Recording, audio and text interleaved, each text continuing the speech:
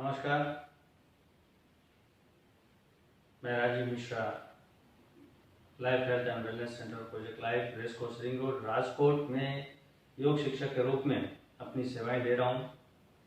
और आज मैं आप सभी को जॉइंट्स प्रॉब्लम, जोड़ों का दर्द, उससे संबंधित कुछ यौगिक क्रियाओं को बताने जा रहा हूं कि यौगिक क्रियाओं के माध्यम से हम कैसे जोड़ों के दर्द से हम बच सकते हैं। योग में ऐसी कई क्रियाएं हैं जिसका अगर हम निरंतर अभ्यास करें तो बहुत सारी तकलीफों से हम बच सकते हैं। आज जोड़ों का दर्द, जॉइंट्स पेन की समस्या से काफ़ी लोग पीड़ित हैं। कई लोगों को कंधे की शिकायत, कंधे में दर्द की शिकायत, कमर दर्द, घुटने का दर्द, बहुत बड़े पैमाने पर लोगों को देखा जाता है कि इस तरह की बीमारियां जो है अभी बढ़ती जा रही है। लेकिन हम सूक्ष्म यौगिक क्रियाओं के माध्यम से, यौगिक क्रियाओं के माध्यम से हम इन समस्याओं से अपने आप को बचाकर रख सकते हैं। तो आज का हमारा पूरा सेशन जॉइंट्स जो प्रॉब्लम है उसका प्रिवेंशन, जो योग में जो किस प्रकार से हम उसको प्रिवेंट कर सकते हैं, उससे बच सकते हैं, उसके ऊपर रहेगा। तो आज के इस सेशन की शुरुआत हम 3 ओंकार के साथ करेंगे। तो आराम से किसी भी कंफर्टेबल पोस्चर में बैठ जाएं, दोनों हाथ ज्ञान मुद्रा में, आंखें बंद, एक लंबा गहरा श्वास भरें।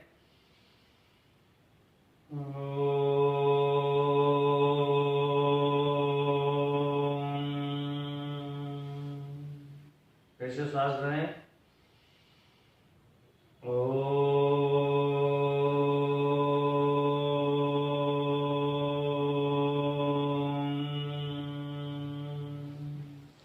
पुनः श्वास भरें।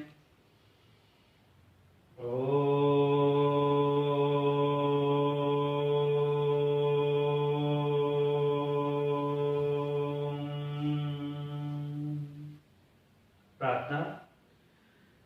ओम सहना भवतु, सहनो भुनक्तु, सह वीर्यं करवावहै, तेजस्विनावधीतमस्तु मा विद्विषावहै। ओम शांति शांति शांति। सभी ऋषिजनों को, योगियों को मेरा प्रणाम। जैसा कि मैंने कहा कि जॉइंट्स की समस्याओं से बचने के लिए यौगिक क्रियाओं के माध्यम से हम स्वयं को स्वस्थ रख सकते हैं। तो शरीर में जितने भी जॉइंट्स हैं, जितने भी जोड़ हैं, उनके लिए हम अलग अलग यौगिक क्रियाओं का अभ्यास करेंगे। तो सबसे पहले हम शुरुआत करते हैं गर्दन की सूक्ष्म यौगिक क्रिया से। तो सबसे पहले आप किसी भी पोजीशन में आप बैठ सकते हैं, खड़े होकर भी आप इस अभ्यास को कर सकते हैं। तो सबसे पहले आप सांस को भरेंगे और श्वास को लेते हुए गर्दन को धीरे धीरे ऊपर की तरफ ले जाइए, जितना हो सके गर्दन पीछे की तरफ। फिर श्वास को छोड़ते हुए धीरे धीरे गर्दन को आगे की तरफ जितना आप झुका सकें झुकाइए। कोशिश कीजिए कि आपकी ठुड्डी आपके स्वर पेटी को, स्वर यंत्र को स्पर्श करे। पुनः श्वास को भरते हुए धीरे धीरे गर्दन को ऊपर ले जाइए। श्वास को छोड़ते हुए धीरे धीरे गर्दन को आगे की तरफ झुकाइए। इन क्रियाओं को करने में कोई भी जल्दबाजी नहीं करनी है, बहुत ही आराम से। पुनः श्वास को भरते हुए गर्दन को ऊपर की तरफ, पीछे, थोड़ी देर रुकेंगे और फिर श्वास को छोड़ते हुए धीरे धीरे गर्दन को आगे की तरफ विश्राम की स्थिति में गर्दन को सीधा कर देंगे। कोई भी यौगिक क्रिया करने में जल्दबाजी नहीं करनी है, श्वास की गति के साथ इन सभी क्रियाओं को करते रहना है। अब हम दूसरी क्रिया करते हैं जिसमें हम गर्दन को दाहिनी तरफ घुमाएंगे। धीरे धीरे गर्दन को दाहिनी तरफ ले जाएं, जितना हो सके गर्दन को दाहिनी तरफ घुमा के रखेंगे। फिर श्वास को लेते हुए गर्दन को सामने की तरफ,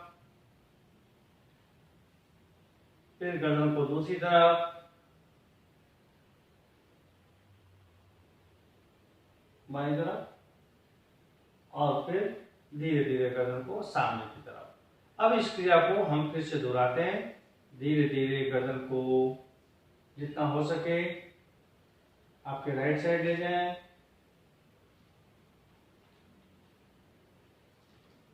फिर गर्दन को धीरे धीरे सामने की तरफ, फिर दूसरी तरफ गर्दन को घुमाएंगे। गर्दन में होने वाले खिंचाव को आप महसूस कर सकेंगे। धीरे धीरे गर्दन सामने की तरफ। एक बार पुनः इसी अभ्यास को हम रिपीट करते हैं। धीरे धीरे गर्दन को जितना हो सके राइट साइड ले जाएं,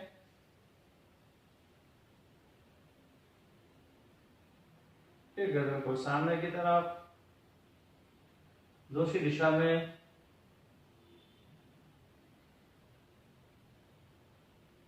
और गर्दन को सामने की तरफ। थोड़ी देर गर्दन को विश्राम की अवस्था में रखें। अब इसके बाद गर्दन को धीरे धीरे झुकाना है और दाहिने कान को दाहिने कंधे से स्पर्श करके रखना है। आपको कंधे ऊपर नहीं करने, बल्कि गर्दन को झुकाना है। जितना हो सके गर्दन झुकाइए। फिर श्वास को भरते हुए गर्दन को सीधा करेंगे। फिर दूसरी तरफ गर्दन को झुकाते हुए कान को कंधों से स्पर्श करेंगे। फिर धीरे धीरे गर्दन सीधे।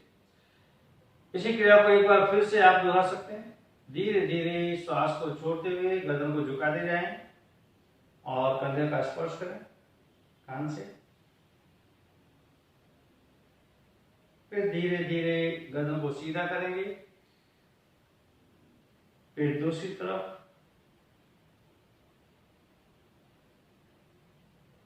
पुनः श्वास भरते हुए गर्दन को सीधा। एक बार पुनः इसी अभ्यास को करते हैं। किसी भी क्रिया को कम से कम 3 से 5 बार जरूर करें आप। उसके समय को आप बढ़ाते जाएं, रुकने के समय को। फिर धीरे सामने, कोई जल्दबाजी मत करें आप। एकदम आराम से जितना हो सके आप शांतिपूर्वक इन अभ्यास को करें और धीरे धीरे गर्दन को सीधा करें। अब हम गर्दन की अगली क्रिया करने जा रहे हैं जिसमें गर्दन को रोटेट करना है।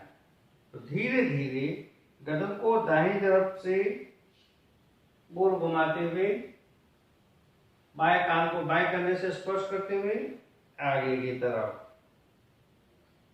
गर्दन को बिल्कुल ढीला छोड़ दीजिए और आराम से गर्दन को धीरे धीरे गोल घुमाते जाएं।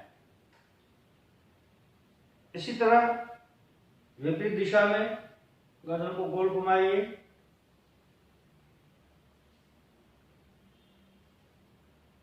अगर आप ऐसा करेंगे तो आपको बहुत ही फायदा होगा।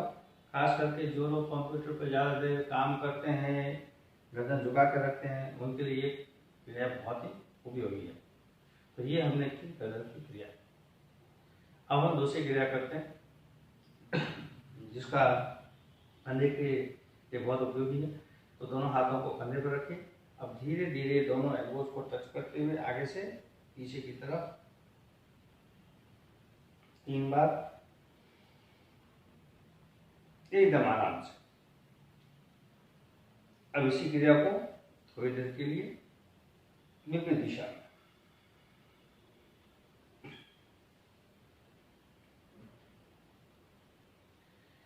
कंधे को रिलैक्स होने दीजिए। अब थोड़ी देर के लिए आप विश्राम कीजिए।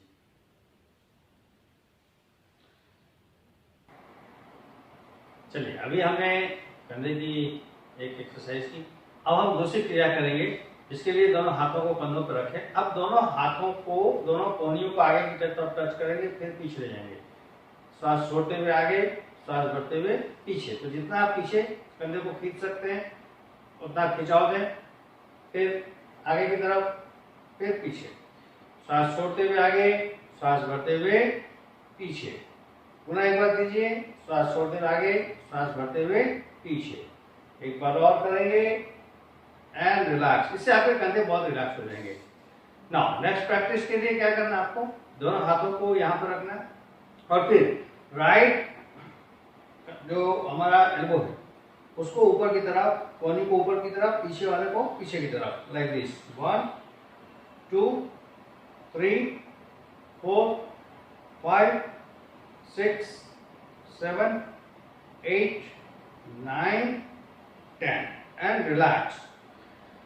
नाउ नेक्स्ट प्रैक्टिस जिसमें शोल्डर को अप एंड डाउन, बैठे बैठे भी आप कर सकते हैं, खड़े होकर भी कर सकते हैं। तो शोल्डर को धीरे धीरे ऊपर उठाइए, धीरे धीरे डाउन करेंगे। श्वास भरते हुए शोल्डर को ऊपर, श्वास छोड़ते हुए कंधे को नीचे। 1 2 3 4 5 6 7 8 9 10। अभी शोल्डर को रोटेट करेंगे clockwise anti clockwise. 1 2 3 4 5 reverse. 1 2 3 4 and 5 relax. Now next practice करेंगे जिसमें दोनों हाथों को आप सामने की तरफ रख सकते हैं। फिर श्वास को भरते हुए धीरे धीरे दोनों हाथों को पीछे ले जाइए।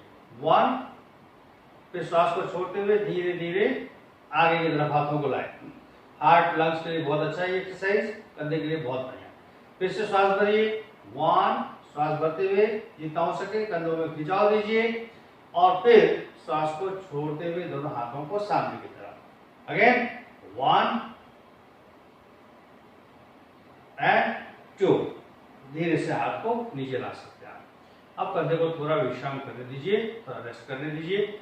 अब इसके बाद हम एल्बोज के लिए करेंगे, कोहनी के लिए। दोनों हाथों को सामने रखिए, यहां से कोहनी को बेंड करेंगे, शोल्डर टच करेंगे। 1 2 3 4 5 6 7 8 9 10 रिलैक्स। इस एक्सरसाइज को दूसरी तरीके से दोनों हाथों को इस तरह से फैला दीजिए, यहां से कंधे को स्पर्श करेंगे, एल्बो को बेंड करेंगे। 1 2 3 4 5 6 7 8 9 10 रिलैक्स। अब एक एक्सरसाइज और करते हैं। दोनों हाथों को ऊपर ले जाइए, जिसमें आपको दाहिने हाथ को खींचाव देना है पीछे की तरफ। 1 2 3 4 5 6 7 8 9 एंड 10 रिलैक्स। इसको आप विश्राम की स्थिति में थोड़ी देर के लिए छोड़ दीजिए। अब रेस्ट कीजिए। अभी इसके बाद हम करेंगे रिस्ट के लिए, कलाई के लिए। तो कलाई के लिए दोनों हाथों को सामने की तरफ, रिस्ट को गोल घुमाएंगे। 1 2 3 4 5 reverse. 1 2 3 4 5 wrist up and down. 1 2 3 4 5। अब मुट्ठी खोलिए, मुट्ठी बंद कीजिए। 1 2 3 4 5 6 7 8 9 10 रिलैक्स। तो ये जो हम फिंगर्स खोलते हैं और बंद करते हैं, तो इससे हमारी अंगों की एक्सरसाइज बहुत अच्छी हो जाती है। खास करके जिनको ऑस्टियोपोरोसिस हो उनके लिए ये एक्सरसाइज बहुत अच्छा है। अब हम इसके बाद कमर की एक्सरसाइज करेंगे। तो बैठे बैठे कमर की कौन सी एक्सरसाइज कर सकते हैं वो मैं आपको बताता हूँ। तो सबसे पहले आप दाहिने हाथ से बाएं पैर के घुटने को पकड़िए, बाएं हाथ पीछे की तरफ। अब यहां से कमर को ट्विस्ट कीजिए, फिर सामने की तरफ हाथों को बदलते हुए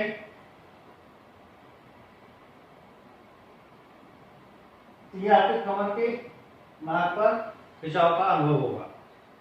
फिर से एक बार,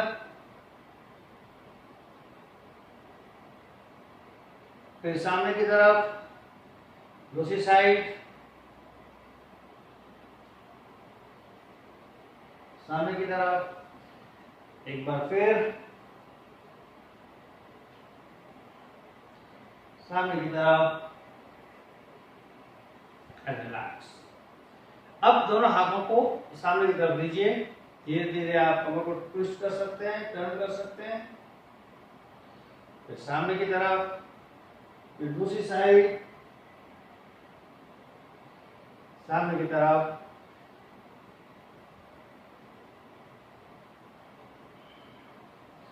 देखिए लोअर बैक के लिए बहुत ही अच्छा एक्सरसाइज है, आप कभी भी बैठे बैठे कर सकते हैं इसको। एक बार फिर से, ये जो ज्यादा देर तक कुर्सी पर बैठे रहते हैं, कमर स्टिफ हो जाती है, कमर का दर्द रहता है, उनके लिए ये क्रियाएं जो है बड़ी अच्छी है। अब एक क्रिया बैठे बैठे करेंगे। दोनों हाथों को ऊपर ले जाइए, यहाँ से बैठे बैठे कमर को जितना हो सके झुकाइए, दोनों साइड। कमर एकदम आपका रिलैक्स हो जाएगा और आप कमर दर्द से बचे रहेंगे। एकदम आराम से, कोई जर्क नहीं देना, बहुत ही सहज भाव से, बिना किसी जोर जबरदस्ती के आप ये अभ्यास कर सकते हैं। अब देखिए कमर को ट्विस्ट करेंगे बैठे बैठे, दोनों साइड से। हाथों को सीधा ऊपर की तरफ खींचा हुआ रखिए।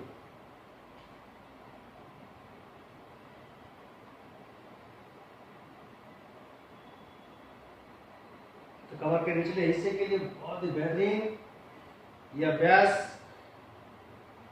आप बैठे बैठे कभी भी इस अभ्यास को कर सकते हैं। आप हर एक एक्सरसाइज को 3 से 5 बार तक करें और फिर विश्राम करें। आप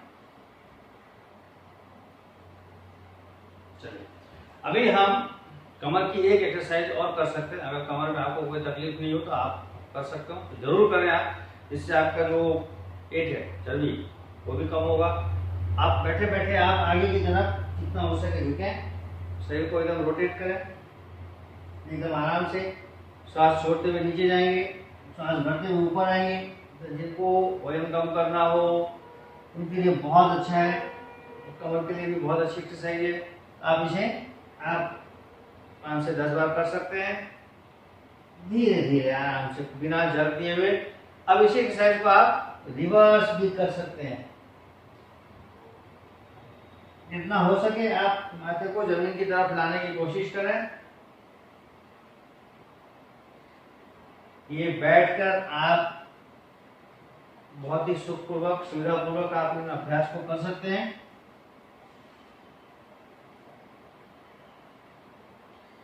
ये कमर की एक्सरसाइज हो गई। अब हम इसके आगे करेंगे घुटनों के लिए। देखिए घुटनों की तकलीफ बहुत लोगों को है और घुटनों की तकलीफ को आप यौगिक क्रियाओं के द्वारा आप कंट्रोल कर सकते हैं, आप उससे प्रिवेंट कर सकते हैं, उससे बच सकते हैं। अभी घुटनों की एक्सरसाइज के लिए सबसे पहले तो आप पैरों को सीधा करके बैठ जाइए। इसे हम कहते हैं दंडासन। तो दोनों हाथों का आप पीछे बैठ रखें। अभी हमें क्या करना है, पैरों को जितना हो सके नीचे की तरफ खींचना है, फिर अंदर की तरफ खींचना है। 1 2 3 4 5 6 7 8 9 एंड 10। बहुत आसान है। फिर आप क्या कर सकते हैं, एक पैर को, दोनों हाथों को घुटने के नीचे रखेंगे, एक पैर को घुटने से बेंड करेंगे। 1 2 3 4 5 6 7 8 9 10। अब दूसरे पैर के घुटने को बेंड करेंगे अंदर की तरफ। 1 2 3 4 5 6 7 8 9 10। Very good. अभी जो घुटने का भाग है, अब आपको यहाँ पर स्ट्रेच करना है। घुटने के जो भाग है, ढक्कन जिसको हम कहते हैं, बॉल ऊपर का, उसे आप अंदर की तरफ खींचे और रिलैक्स करें। 1 2 3 4 5 6 7 8 9, 10। गुड। अभी इसके बाद आप एक ये भी एक्सरसाइज कर सकते हैं कि जो घुटने के ऊपर का भाग है आप इसको हल्का हल्का चारों तरफ से प्रेस कर सकते हैं इस तरह से धीरे धीरे। ये आपके लिए काफी अच्छा रहेगा। एकदम जिनको घुटने में तकलीफ है वो आराम से कुर्सी पर बैठ के भी इस अभ्यास को कर सकते हैं। अब इसके बाद हम जो है दोनों पैरों को थाई मसल्स के लिए बिल्कुल रिलैक्स ढीला छोड़ देंगे, जिससे ब्लड का सर्कुलेशन पूरे पैरों में एकदम अच्छा होगा। यहाँ थोड़ी देर हम विश्राम की स्थिति में आते हैं और विश्राम करने के लिए, बैठकर विश्राम करने के लिए ये स्थिति बहुत ही उत्तम है। आंखें बंद, श्वास प्रश्वास की गति को बिल्कुल सामान्य। थोड़ी देर के लिए आप रेस्ट कर सकते हैं। अब आप दोनों पैरों को मिलाएं और आराम से बैठने की स्थिति में आ जाएं। अब यहाँ पर आपको मैं हिप जॉइंट्स के लिए मैं कुछ एक्सरसाइज बताने जा रहा हूँ। कई लोग ऐसे हैं जिनका पद्मासन नहीं होता, और पद्मासन नहीं होने की एक वजह है कि हिप जॉइंट से जो भाग फ्री होना चाहिए वो फ्री नहीं होता, वो स्टिफ बहुत होता है। तो मैं आपको कुछ ऐसे एक्सरसाइज बताता हूँ जो आपके हिप जॉइंट्स को फ्री करेगा और आप पद्मासन सहज रूप से लगा सकते हैं। तो उसके लिए आपको क्या करना है, आराम से बैठ जाना है। दाहिने पैर को आप दोनों हाथों पर इस तरह से रख लें, राइट। अब इस पैर को अंदर और बाहर की तरफ स्ट्रेच करें। 1, तो आप देखेंगे कि ये जो हिप का भाग है यहाँ पर स्ट्रेचिंग होगा। 1, 2, 3, 4, 5, 6, 7, 8, 9, 10। तो आराम से करेंगे इनको। फिर दूसरे पैर को अंदर और बाहर की तरफ खिंचाव देंगे। 1, 2, 3, 4, 5, 6, 7, 8, 9, 10। ओके। अभी क्या करना है, इस पैर को इधर रखना है जो आपका दाहिना पैर है। अब इसको जो घुटना है जमीन से कितना ऊपर है, हमें जमीन के पास टच करना है। 1, अंदर की तरफ 2, 3, 4, 5, 6, 7, 8, 9, 10। तो आप देखेंगे पूरा जो है हिप के जॉइंट्स के ऊपर इसका असर होता है। अब इसी एक्सरसाइज को दूसरे साइड से 1, 2, 3, 4, 5, 6, 7, 8, 9, 10। ये एक एक पैर से बारी बारी हमने किया। अब इसके बाद हम ये एक्सरसाइज आराम से कर सकते हैं, बटरफ्लाई पोज जिसे आप कहते हैं, तितली आसन। तो इसमें आपका जो दोनों घुटना है, कोशिश ये करनी है कि जमीन पर आके टच हो। तो जस्ट लाइक बटरफ्लाई, जो तितली की तरह। ये आसन करने का सबसे बड़ा फायदा ये है कि आप डायबिटीज को इससे कंट्रोल कर सकते हैं, मैनेज कर सकते हैं। और जिनको डायबिटीज है ये उनके लिए भी बहुत अच्छा आसन है। तो इस आसन को करने से आपको डायबिटीज में बहुत फायदा होगा, आपका शुगर लेवल जो है वो कंट्रोल रहेगा। तो ये एक एक्सरसाइज आप कर सकते हैं। दूसरा, दोनों हाथ से दोनों घुटने को पकड़ेंगे। अब इसको अंदर की तरफ दोनों घुटने को स्पर्श करेंगे, फिर नीचे की तरफ। तो आप यहाँ देखेंगे जब मैं नीचे करता हूँ तब ये जो हमारा घुटना है वो जमीन को टच कर जाता है। कई लोगों का इस तरह से रहता है, इसका मतलब उनकी फ्लेक्सिबिलिटी उतनी नहीं है। तो इससे आपकी फ्लेक्सिबिलिटी बहुत बढ़ती है। तो इस तरह से 1, 2, 3, 4, 5, 6, 7, 8, 9, 10। तो इसे रिलैक्स छोड़ देंगे, ढीला आराम से। अभी इसमें एक एक्सरसाइज ये भी कर सकते हैं कि दाहिने पैर को दबाएंगे तो दाहिनी तरफ और बाएं पैर को दबाएंगे तो बाईं तरफ। कमर को हम थोड़ा सा हिला सकते हैं। 1, 2, 3, 4, 5, 6, 7, 8, 9 एंड 10। रिलैक्स। अब देखिए, पद्मासन लगाने के लिए आप दोनों पैरों को सीधा कर दीजिए और आपका दाहिना पैर बाएं पैर के थाइस के ऊपर रख दीजिए। अब बाएं पैर को उठाकर आप दाहिने पैर को ऊपर दीजिए। देखिए बहुत ही आराम से आप पद्मासन लगा पाते हैं। और इसी स्थिति में हम एक आसन भी कर लेते हैं जिसका नाम है पर्वत आसन। तो दोनों हाथों को ऊपर की तरफ नमस्कार मुद्रा में, हाथ एकदम सीधी, कमर गर्दन एकदम सीधी, कंधों के ऊपर पूरा खिंचाओ, कमर के ऊपर खिंचाओ। अब इस पोजीशन को आप जितनी देर होल्ड करना चाहें आप होल्ड कर सकते हैं और फिर धीरे धीरे श्वास को छोड़ते हुए आप हाथों को नीचे ला सकते हैं।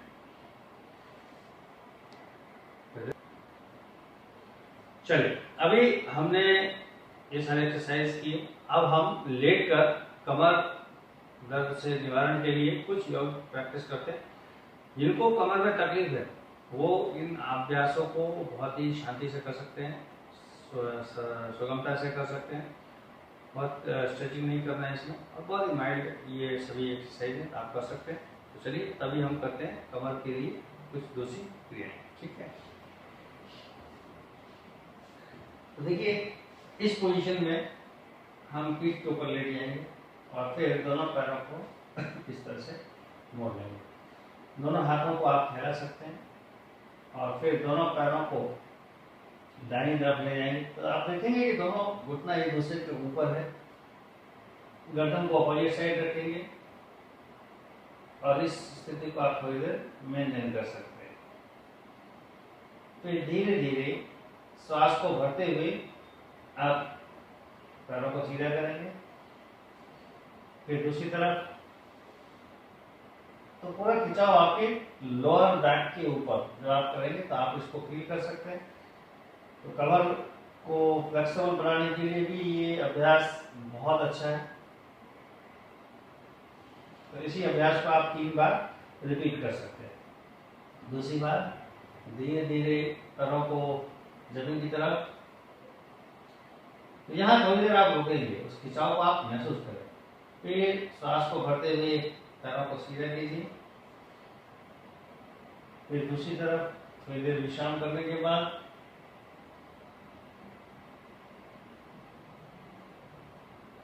यह एक बात और बता दूं कि अगर आप हाथ को सीधा रखने में अगर आपको तकलीफ होती हो तो आप दोनों हाथों को इस तरह से भी रख सकते हैं। जो आपको भी कंफर्ट हो उस तरह से आप हाथों की डायरेक्शंस को मेंटेन कर सकते हैं।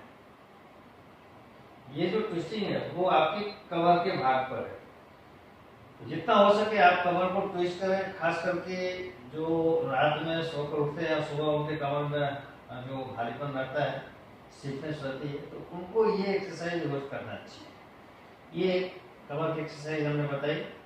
और कमर की दूसरी एक्सरसाइज के लिए आप दोनों पैरों को पहले सीधा कर दें और फिर आप एक पैर को जमीन की तरफ और इस घुटने को आप हाथों की सहायता से पकड़ के नीचे की तरफ जितना आप कर सकते हैं दबा के रखें इसको।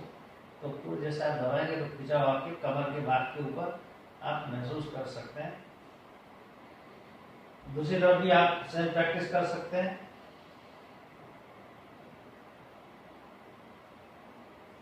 बस इतना ध्यान रखना है कि जिस साइड आपका पैर हो उसके ऑपोजिट साइड आपको सिर को रखना है।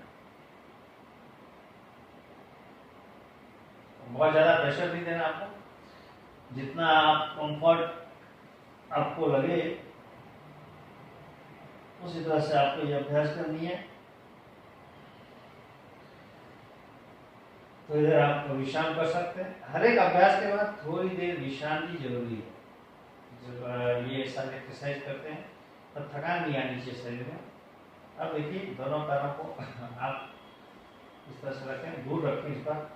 और ये जो घुटना है और तलवा है वो जब हम इस तरह से पैरों को बैंड करेंगे नीचे की तरफ जमीन पर, तो घुटना और तलवा एक दूसरे को स्पर्श करेगा, गर्दन ऑपोजिट साइड। फिर धीरे धीरे सीधे, फिर दूसरी साइड।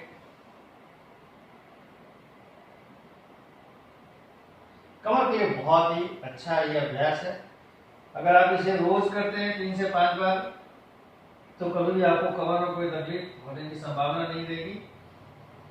बस इतना ध्यान रखना है कि बहुत ही आराम से करना है, बहुत जल्दबाजी नहीं दिखानी है। जितना आप आराम से करेंगे उसका लाभ भी उतना ही अच्छा होगा। कई लोग जल्दबाजी बहुत करते हैं। इस तरह के अभ्यास में कोई जल्दबाजी नहीं करनी है, बहुत ही आराम से और सुखपूर्वक करना है। शरीर को कष्ट हो रहा हो और आप कर रहे हो ये भी नहीं करना है। स्तनम सुखम आसनम बहुत ही स्थिरता से इन सब अभ्यास को करते जाना है। बहुत ही बेहतरीन प्रैक्टिस, कमर को बिल्कुल आप इससे स्वस्थ बनाए रख सकते हैं। यहाँ पर हम पूरा करेंगे और अब हम इसके बाद एक अभ्यास और करते हैं जिसमें आप दोनों पैरों के बीच फासला रखेंगे, दोनों हाथ पैरों की दिशा में रहेगी और धीरे धीरे श्वास भरते हुए कमर के भाग को ऊपर उठाएंगे, जिसे हम सेतु बद्धासन कहते हैं।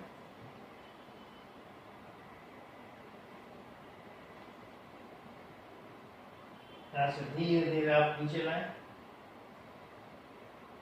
तो इसमें क्या करना है आपको कि श्वास को भरते हुए धीरे धीरे पीठ का भाग ऊपर और श्वास छोड़ते हुए धीरे धीरे पीठ का भाग नीचे। थोड़ी देर आप विश्राम कर सकते हैं, थोड़ी देर विश्राम दी श्वासन में। अभी कई लोगों को घुटनों की एक्सरसाइज लेट के भी करना हो तो उनके लिए बहुत अच्छा एक्सरसाइज है। लेटे लेटे आप साइकिलिंग कर सकते हैं, पैर को इस तरह से आप एक पैर को सीधा एक पैर को घुटने से मोड़ कर रिवर्स भी कर सकते हैं आप।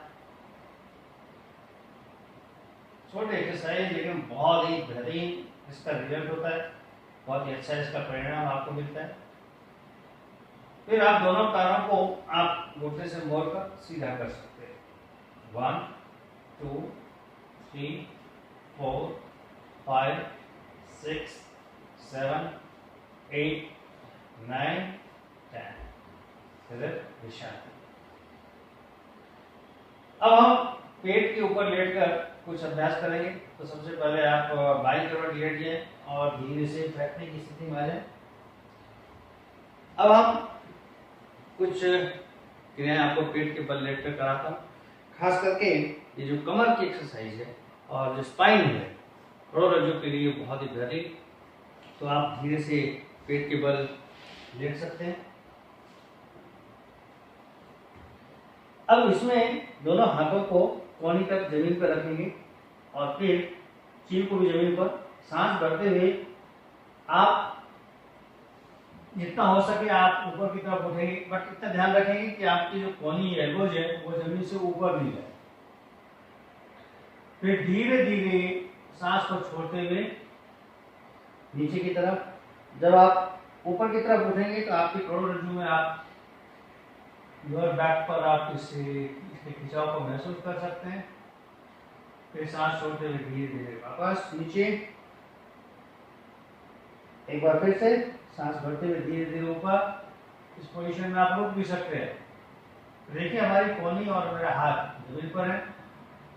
फिर धीरे धीरे वापस थोड़ी देर विश्राम कर सकते हैं आप।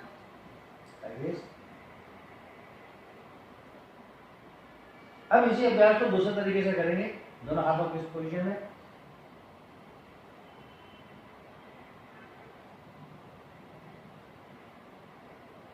फिर सांस को छोड़ते हुए धीरे धीरे वापस से हम भुजंगासन कहते हैं।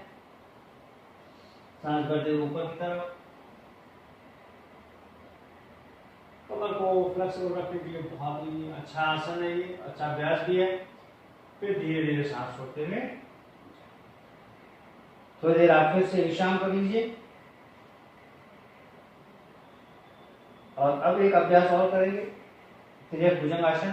कमर को दोनों साइड टर्न करेंगे, ऊपर भुजंगासन के बाद धीरे से गर्दन को दाहिनी तरफ घुमाएंगे, बाएं पैर के तलने को देखेंगे। फिर सामने की तरफ, फिर दूसरी साइड, दूसरी तरफ, फिर सामने की तरफ। एक बार फिर से इसी अवस्था में इसे रिपीट कर सकते हैं आप। तो देखिए पूरा खिंचाव आपके कमर के ऊपर। कमर के लिए बहुत ही अच्छा अभ्यास है ये, आप इसे घर पे कर सकते हैं। और फिर इसके बाद आप मकरासन, जिसे हम क्रोकोडाइल पोज कहते हैं, आप इस स्थिति में आप आ सकते हैं। ये विश्राम करने के लिए बहुत ही अच्छी अवस्था है। आप इस अवस्था में विश्राम करें तो आपके पूरे शरीर को काफी रिलैक्स करता है। और अब इसी पोजीशन में आप घुटनों की एक एक्सरसाइज और कर सकते हैं, जिसमें घुटने को बारी बारी आप मोड़ सकते हैं। जिनको घुटने में तकलीफ हो वो इस पोजीशन में ये भी अभ्यास कर सकते हैं।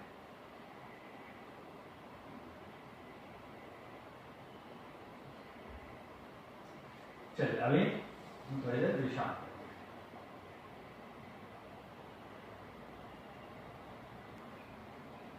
चलिए अभी इस पोजीशन से वापस आएंगे और घुटनों पर आ जाइए। अभी हम करने जा रहे हैं मार्जरी आसन। ये देखिए जो करोड़रज्जु है, ये पूरे करोड़रज्जु के लिए बहुत ही बढ़िया आसन है।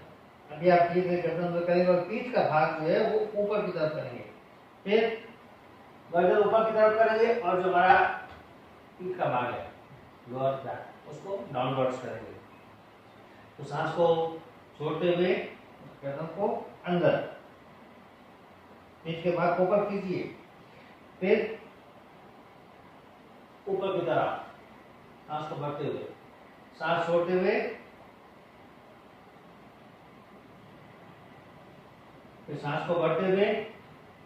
ये आपके करोड़रज्जु के लिए बहुत ही बेहतरीन अभ्यास है। अगर आप इस अभ्यास को करते हैं तो इससे आपका करोड़रज्जु एकदम फ्लेक्सिबल रहेगा। जो लोग ज्यादा देर तक कुर्सी पर बैठते हैं, एक ही सीटिंग बैठते हैं ज्यादा लंबे समय तक, उनको ये अभ्यास करना चाहिए। अब इसके बाद हम एक अभ्यास और करेंगे जिसे हम उष्ट्रासन कहते हैं। तो दोनों घुटनों पर आप खड़े हो जाइए और फिर दोनों हाथों को कमर पर धीरे धीरे आप कमर को पीछे की तरफ,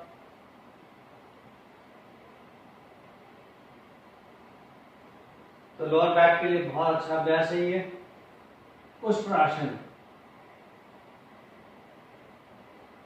अब इसका एडवांस पोज ये है कि दाहिने हाथ को आप घुमाते हुए दाहिने पैर के ऊपर, बाएं हाथ को बाएं पैर के ऊपर, इस पोजीशन में आप होल्ड कर सकते हैं। फिर वापस और फिर आप वज्रासन में आराम से बैठ सकते हैं। वज्रासन में जब आप बैठे तो कई लोग वज्रासन में गलती ये करते हैं कि एक पैर के ऊपर दूसरा पैर रख देते हैं। ऐसा नहीं करना।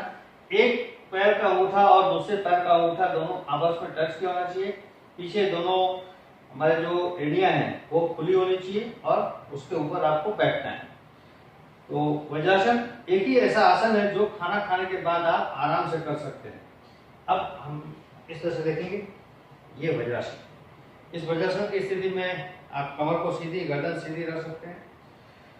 खाना खाने के बाद अगर आप 10 मिनट तक ये अभ्यास करें तो उसके बहुत ही फायदे हैं।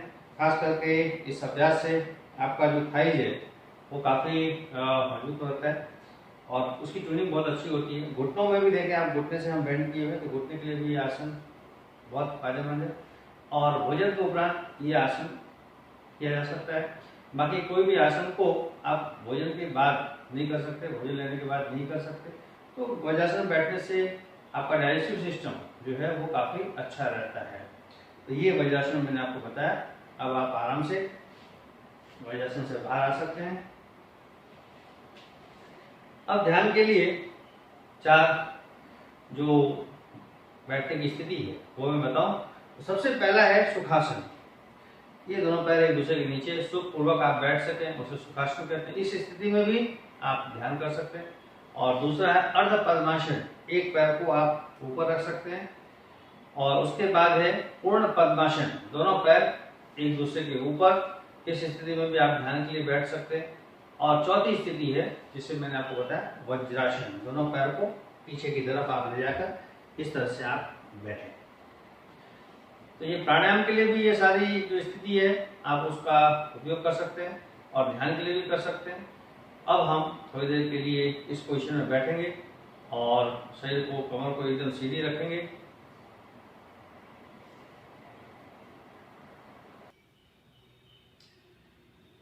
तो अभी हमने जाना कि अलग अलग शरीर के जोड़ों के लिए यौगिक क्रियाओं को करने से जो है जोड़ों के दर्द से हम बच सकते हैं।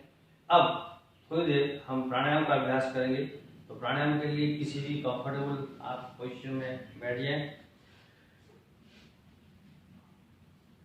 अभी इस पोजीशन में आराम से आप ज्ञान मुद्रा या वीतराग मुद्रा कोई भी एक मुद्रा का चयन करें। शुरुआत करते हैं हम अनुलोम विलोम प्राणायाम से। अनुलोम विलोम प्राणायाम आप कभी भी कर सकते हैं और सबसे बड़ी बात है कि इसके बहुत सारे लाभ हैं। तो अनुलोम विलोम प्राणायाम करने के लिए जो आपके हाथ की मुद्रा है वो इस प्रकार से रखें और फिर हम दाहिनी नासिका पर अपने अंगूठे को रखेंगे। फिर बाईं नासिका से धीरे धीरे लंबा श्वास लेंगे। बाईं नासिका को बंद करेंगे। दाहिनी नासिका से श्वास को बाहर निकालेंगे। पुनः दाहिनी नासिका से श्वास भरेंगे और बाईं नासिका से श्वास को बाहर निकालेंगे। अब ये क्रम चलता रहेगा, पर इतना ध्यान रखना है कि जितना हो सके उतना लंबा श्वास लें और छोड़ें। और इसके साथ जब आप श्वास लेते हैं तो आपके पेट की मांसपेशियां फूलती है और जब आप श्वास को छोड़ते हैं तब आपके पेट की मांसपेशियां सिकुड़ती है। इसका खास ध्यान रखें। और जब आप प्राणायाम करें तब ये ध्यान रखें कि ब्रह्मांडीय जो ऊर्जा है वो श्वास के माध्यम से आपके शरीर के कण कण तक प्रवेश करती जा रही है। इसी प्रकार ये क्रम चालू रखेंगे। बाईं नासिका से श्वास लेंगे, दाहिनी से छोड़ेंगे, दाहिनी से लेते हुए बाएं से छोड़ेंगे। इसमें श्वास को रोकने का भी प्रावधान नहीं किया। जब हम श्वास रोकेंगे तब उसे अष्टकुंभक के नाम से जानते हैं। जब हम श्वास लेंगे फिर अंदर रोकेंगे, बाहर छोड़ेंगे, बाहर रोकेंगे, तो वो प्राणायाम अभी नहीं करना है। श्वास को रोकना नहीं है, कुंभक नहीं करना है, बस पूरक और रेचक, बस इतना ही करते जाना है। श्वास को लेना और छोड़ना, इनहेल एंड एक्सहेल। कुंभक नहीं करना है, श्वास को रोकना नहीं है। खास करके जिनको हार्ट की समस्या हो उनको तो श्वास रोकना नहीं है, बस सहज रूप से श्वास लेना है और छोड़ना है। और पूरा ध्यान आपका श्वास के ऊपर केंद्रित रखना है। आते जाते श्वास के प्रति जागरूक बने रहना है। अनुलोम विलोम के बाद थोड़ी देर आप विश्राम कर सकते हैं। और अब हम कर सकते हैं भ्रामरी प्राणायाम। देखिए, भ्रामरी प्राणायाम आपके ब्रेन के न्यूरॉन्स के लिए बहुत अच्छा है और खास करके जिनको याद शक्ति बढ़ानी हो उनके लिए भ्रामरी प्राणायाम बहुत उपयोगी माना गया है। उम्र बढ़ने के साथ लोगों की याद शक्ति है वो धीरे धीरे कमजोर होने लगती है, तो भ्रामरी प्राणायाम से आपकी याद शक्ति भी अच्छी रहेगी और दूसरे इसके कई सारे फायदे हैं। अभी आपको हाथों का पोजीशन इस प्रकार रख सकते हैं। एक लंबा गहरा सांस भरेंगे। देखिए, बाहर से कान को हमने हल्का सा दबाव दे रखा है। सांस भरेंगे और सांस छोड़ते हुए जस्ट लाइक ए बजिंग की साउंड करेंगे।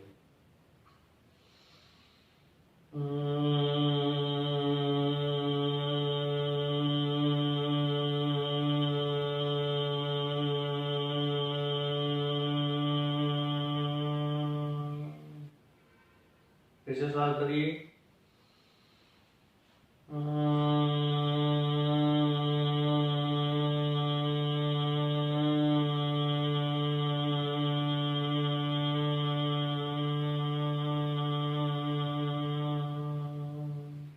एक भौरे की तरह आपका नासिका से श्वास छोड़ते हुए आवाज निकलनी चाहिए, जस्ट लाइक बजिंग बीट, मधुमक्खी की तरह।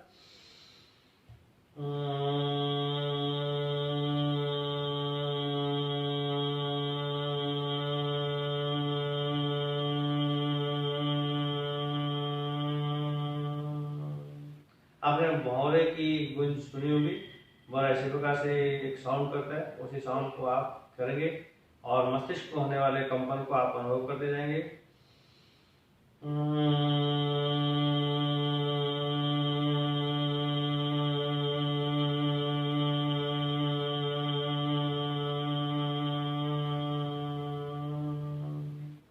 पुनः श्वास भरिए।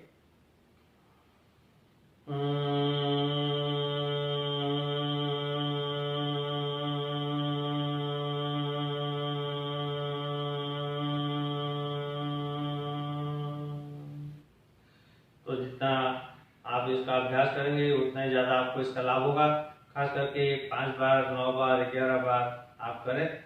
विद्यार्थियों के लिए ये अभ्यास बहुत ही उपयोगी है। अगर विद्यार्थी करें तो उससे उनकी याद शक्ति बहुत अच्छी रहती है। अब हम करेंगे 3 बार ओंकार। एक लंबा गहरा श्वास भरिए।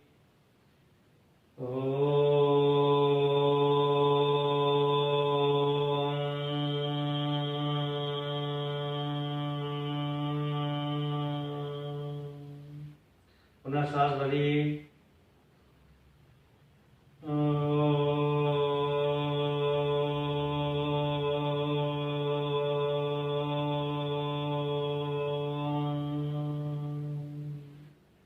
पुनः श्वास भरिए।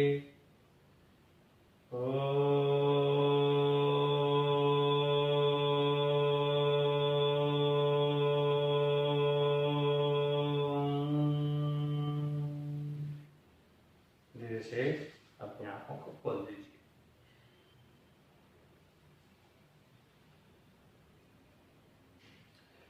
तो अभी हमने सूक्ष्म योगिक क्रियाओं के बारे में जाना, प्राणायाम के बारे में थोड़ा जाना।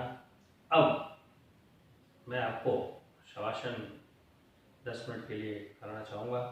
मित्रों, आज के समय में हर एक व्यक्ति को तनाव है, स्ट्रेस है, टेंशन है, बहुत सारे मनोकायिक समस्याओं से व्यक्ति जूझ रहा है। योग में शवासन एक ऐसी विधि है जो आपकी मानसिक समस्याओं से आपको राहत दिलाता है। अभी हम 10 मिनट के लिए एक शवासन का छोटा सा अभ्यास करेंगे। तो शवासन के लिए आप किसी भी स्थान पर, आसन पर, पीठ पर धीरे से लेट जाए। पीठ के बल धीरे से आप लेट जाएं। दोनों पैरों के बीच 1 से 1.5 फुट का फासला रखें। दोनों हाथ साथल से आधे फुट की दूरी पर, हथेलियां आकाश की तरफ खुली हुई,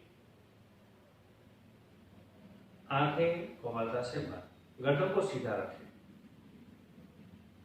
आंखों को कोमलता से बंद होने दीजिए।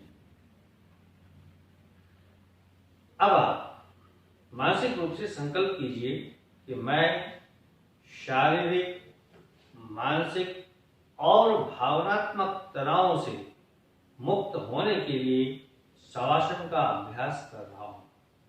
इस वाक्यावली को आप मानसिक रूप से दोहराएं कि मैं शारीरिक, मानसिक और भावनात्मक रूप से स्वस्थ रहने के लिए शवासन का अभ्यास कर रहा हूं। शवासन के दौरान पूरी जागरूकता, पूरी एकाग्रता बनी रहे। निद्रा या तंद्रा में नहीं जाना है। अब आप शरीर को बिल्कुल ढीला छोड़ दीजिए। अगर आप अपने शरीर में भारीपन का अनुभव करते हो तो शरीर के उस हिस्से को हिलाएं और हिलाते हुए शरीर को ढीला छोड़ दीजिए। अब इसके बाद आप अपने शरीर में कोई हलचल नहीं करेंगे। शवासन, शव अर्थात मृत शरीर, डेड बॉडी, जिस तरह एक मृत शरीर में कोई हलचल नहीं होता, उसी तरह अभी आप थोड़ी देर के लिए अपने शरीर को बिना हिलाए डुलाए एक ही अवस्था में रख दीजिए। आंखें बंद, शरीर एकदम स्थिर, शरीर में कोई हलचल नहीं। अब आप अपना पूरा ध्यान श्वास प्रश्वास की गति पर केंद्रित कीजिए। आती जाती श्वास को अनुभव कीजिए। एक ही श्वास कितनी तेजी से अंदर जा रहा है, बाहर जा रहा है। बस श्वास के प्रति सजग बनिए। आती जाती श्वास के प्रति सजग बनिए। अपनी पूरी चेतना श्वास की गति को अनुभव करने में लगा दीजिए। श्वास की गति को जितना हो सके धीमा होने दीजिए। धीरे धीरे श्वास लयबद्ध होता जा रहा है। अब हम शवासन की प्रक्रिया शुरू करें। अब आप अपने चित्त को दाहिने पैर के अंगूठे पर केंद्रित करें। बंद आंखों से, अपने अंतःचक्षु से, अपनी चेतना से दाहिने पैर के अंगूठे को देखिए। अंगूठे का बाहरी भाग, अंगूठे का भीतरी भाग, बस अंगूठे को देखते जाए। शिथिलता का सुझाव दें और शिथिलता का अनुभव करें। इसी तरह दाहिने पैर की एक अंगुलियां पंजा, तलवा, एड़ी, पिंडली, घुटना, शाथल, कटी प्रदेश तक का पूरा भाग एक एक अवयव पर अपने चित्त को ले जाएं, शिथिलता का सुझाव दें और शिथिलता का अनुभव करें।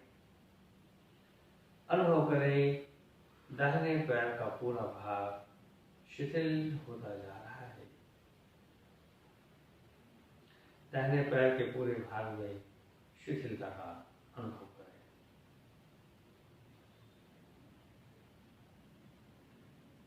इसी तरह अब आप अपनी चेतना बाएं पैर के अंगूठे पर ले जाएं। बाएं पैर का अंगूठा, एक एक अंगुलियां पंजा, तलवा, एड़ी, पिंडली, घुटना, शाथल, कमर तक का पूरा भाग एक एक अवयव पर अपनी चेतना को ले जाएं, गहराई से देखें, शिथिलता का सुझाव दें और शिथिलता का अनुभव करें।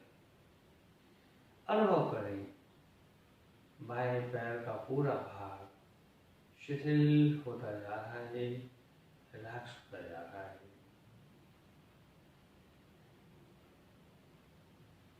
पैर के अंगूठे से लेकर कमर तक पूरा भाग शिथिल हो गया है।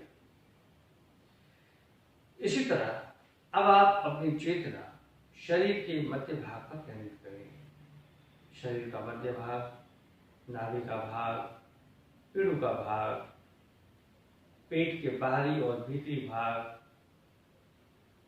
चेस्ट का, छाती का बाहरी और भीतरी भाग, पीठ का बाहरी और भीतरी भाग, एक एक अवयव पर अपनी चेतना को केंद्रित करें, शिथिलता का सुझाव दें और शिथिलता का अनुभव करें। अनुभव करें शरीर का मध्य भाग शिथिल होता जा रहा है, रिलैक्स होता जा रहा है। शरीर को एकदम ढीला छोड़ दें।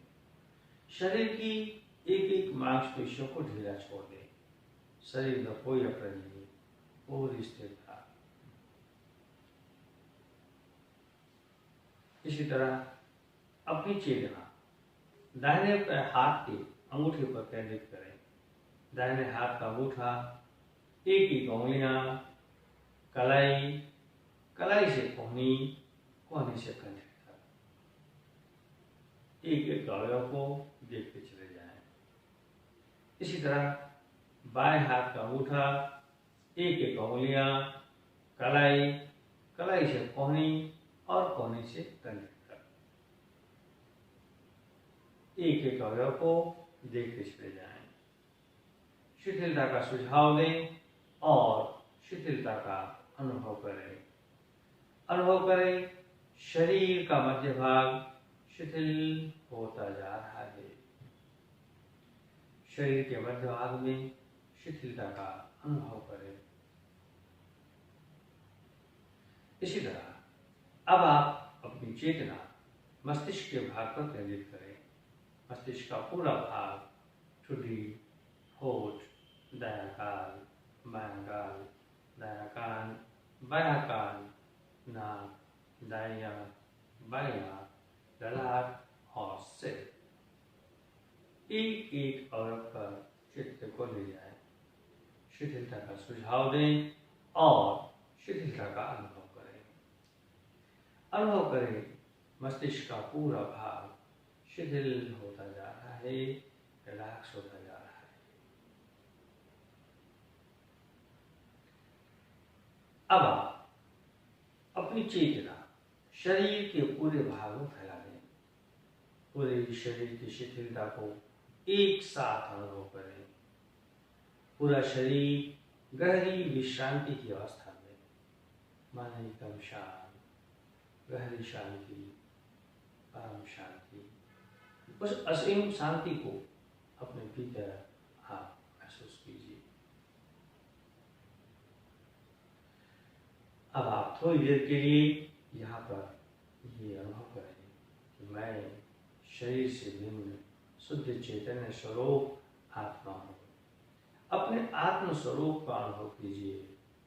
बार बार इस बात को अनुभव कीजिए, मैं शरीर से भिन्न शुद्ध चैतन्य स्वरूप आत्मा हूँ।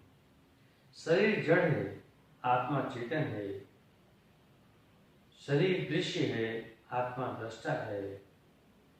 मैं शरीर से भिन्न शुद्ध चैतन्य स्वरूप आत्मा हूँ। अपने आत्म स्वरूप का अनुभव कीजिए। अब आप और गहरी अवस्था में जाइए और अपने आत्म स्वरूप का अनुभव कीजिए। अपने आत्म स्वरूप का साक्षात्कार कीजिए। परम शांति, गहरी शांति के भाव। अब आप जिस क्रम से चले थे, ठीक उसी क्रम से वापस सक्रिय अवस्था में लौटने के लिए अपने चित्त को दाहिने पैर के अंगूठे से लेकर सिर तक क्रमशः प्रत्येक अवयव पर ले जाएं। अनुभव कीजिए, पूरा शरीर चैतन्यमय होता जा रहा है। पूरे शरीर में सक्रियता वापस लौट रही है। अब आप 2-3 लंबा गहरा श्वास लें और छोड़ें। प्रत्येक श्वास के साथ अपने शरीर में प्राण ऊर्जा का अनुभव करें। अनुभव करें आपका पूरा शरीर प्राण ऊर्जा से भर गया है। धीरे धीरे दोनों पैरों को पास में लाएं। दोनों हाथों को छाती के पास में लाएं। बाईं करवट लेटते हुए धीरे से बैठने की अवस्था में आ जाएं। अब आप दोनों हथेलियों को आपस में लगाएंगे और पलक बंद आंखों को लगाते हुए चेहरे का स्पर्श करते हुए धीरे से आंखों को खोल दीजिए। इसी के साथ आज का ये सेशन यहाँ पर पूर्ण होता है। ये जितने भी अभ्यास आज आपको हमने बताए, उन अभ्यास को आप घर पर कुर्सियों पर भी बैठ के कर सकते हो। बैठे बैठे भी आप कर सकते हैं, लेटे लेटे भी कर सकते हैं, खड़े होकर भी किया जा सकता है। तो आज के इस कार्यक्रम में जुड़ने के लिए मैं आप सभी का हृदय से आभार व्यक्त करता हूँ। और Swarashtra medical and educational charitable trust project life द्वारा संचालित life health and wellness centre में आने के लिए मैं आप सभी को आमंत्रित करता हूँ। जब भी आप राजकोट आएँ तो आप इस सेंटर की मुलाकात अवश्य लें। तारीख 29 दिसंबर 2020 को आयोजित होने वाले इंडियन योग एसोसिएशन गुजरात चैप्टर के प्रथम वर्ष के अवसर पर जो कार्यक्रम आयोजित होने जा रहा है, तो मैं आप सबसे अनुरोध करूंगा कि इंडियन योग एसोसिएशन गुजरात चैप्टर द्वारा आयोजित प्रथम वर्ष के स्थापना दिवस कार्यक्रम में आप हमारे साथ जुड़ें और कार्यक्रम का लाभ अवश्य उठाएं। आप सभी को मेरा प्रणाम, धन्यवाद।